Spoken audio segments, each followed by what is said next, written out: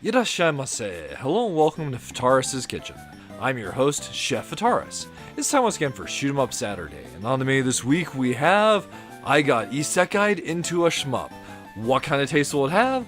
Let's get cooking and find out.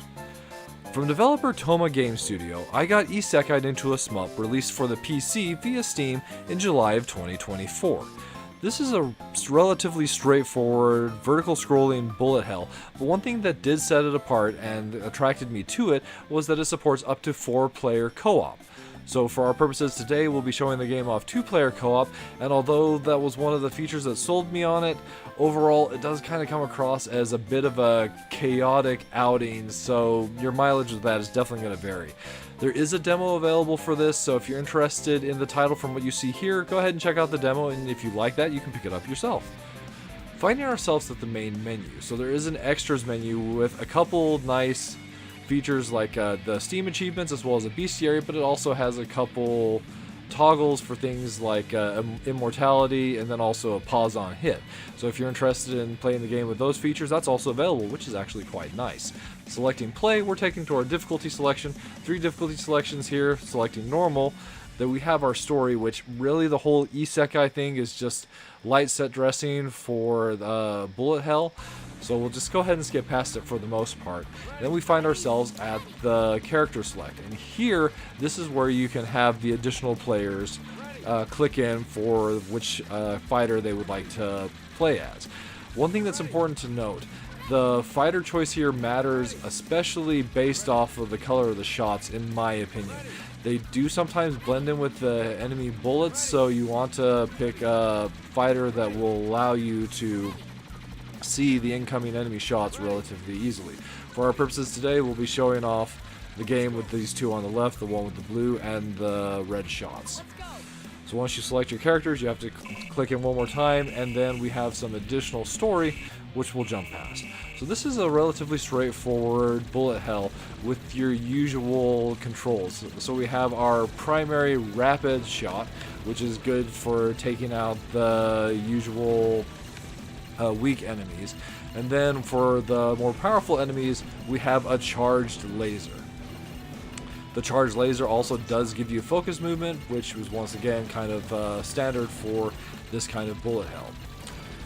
There's also a bomb, and one thing to note about the bomb is the game is actually pretty generous with giving you additional bombs to use, so it's a pretty good idea to use them frequently.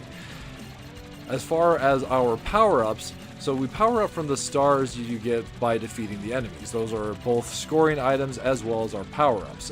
There's no easy way to tell at what point you power up, say for just visual observation, so that's something to keep in mind. If you lose a life, you also get some bonus stars that will rapidly power you back up to the position that you were at before. In addition to all that, there are also 3 various power-ups that you can collect for weapons. Those power-ups are short-lived, but they can be useful depending on the situation. So we have like this S, which is called the spider shot. It basically just fires out in 8 directions around you. There's also an H, which is a homing shot. It'll home in on the enemy for a time. And then lastly, there's the bounce shot, which has a couple lasers that bounce around the screen. And I kind of feel like that one is one of the best for screen coverage overall. But once again, they are relatively short-lived, so it's nice that they're frequent. But I actually would have liked it if they were maybe a little less frequent and they just happen to go and last a little bit longer. As far as the scoring mechanics are concerned, things are relatively basic here. So you've got a hit counter that goes up when you defeat enemies throughout the course of the stage. So the more hits you have, the higher the multiplier on the enemies you're defeating. You also have the stars, which are worth 50 points a piece. But where you're going to actually be scoring the big points in this game is that hit multiplier that builds up massively when you're fighting bosses. So you only get the hit increase when you defeat an enemy for the main stage itself, but once we get to the boss, that hit multiplier can build up all the way to 1,000, and that will translate to 1,000 points per tick on the boss. So watch our scores here as we fight our first boss here, and you'll totally see that tick up. As far as the bosses are concerned, so not necessarily with the first stage boss, but there are a lot of the bosses throughout the course of this game that I actually really enjoy, like their patterns, and they're really well designed bullet hell bosses. There's some like neat things that go on with like bullet freezes that I think is pretty neat to go and see, as well as just some really interesting and dense patterns. As far as like the difficulty selection that's concerned here, as you up the difficulty, of course, your bullet density for the fights are going to get significantly trickier. So that's one thing to keep in mind with this title. It's like does get actually pretty challenging and satisfying from a bullet hell standpoint as far as the bosses are concerned. So now we have our stage completion bonus here, and there's a couple of important things to note here. So you do get a rank based off your performance on the stage, but another thing that's very important are those stars down below. So throughout the course of each stage, there are 5 larger white stars that you need to collect. Those 5 stars collecting them for every single stage will ultimately unlock the final ultimate boss. So quite the challenge to learn the placement of those and get all of them in a run, get to the boss to be able to fight the final boss and actually get the true ending for this game. So now let's talk a little bit about like the experience as far as playing it co-op. So one problem that is always present with the vertical scroller where you can pull the screen left or right is when you have 2 players, it's possible that you're going to have one player pull the screen where another player is not expecting either the enemies or the shots that will inevitably come onto the screen to do so. So that always makes things tricky when you have a shoot 'em up that's designed that way.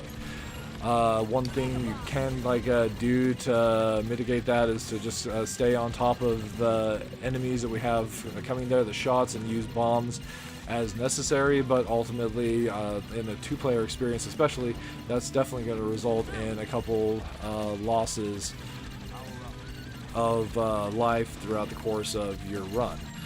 As far as like the earlier difficulties, you do have some continues to run off of, but it seems like they're fixed based off the number of players. So the more players you have, that is one like drawback, is you'll have fewer continues. There's also a problem with enemy shot color.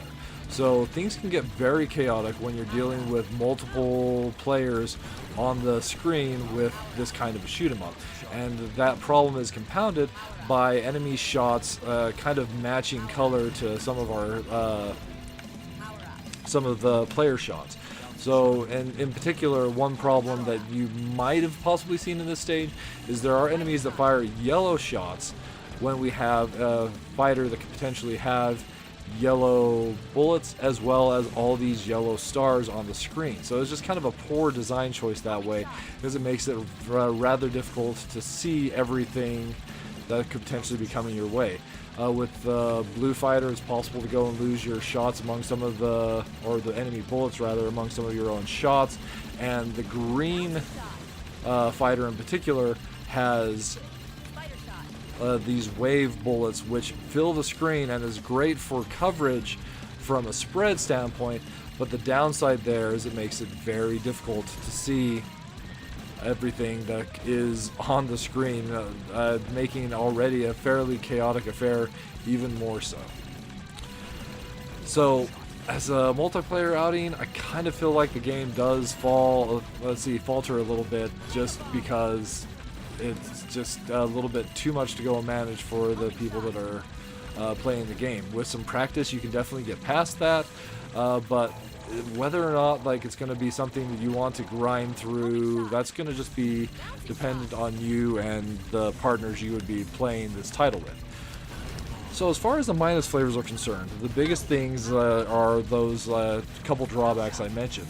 The problem with there just being the chaos and losing both yourself and the enemy shots in among your shots and like your partner's shots is definitely going to be one of the biggest issues I feel this particular title has.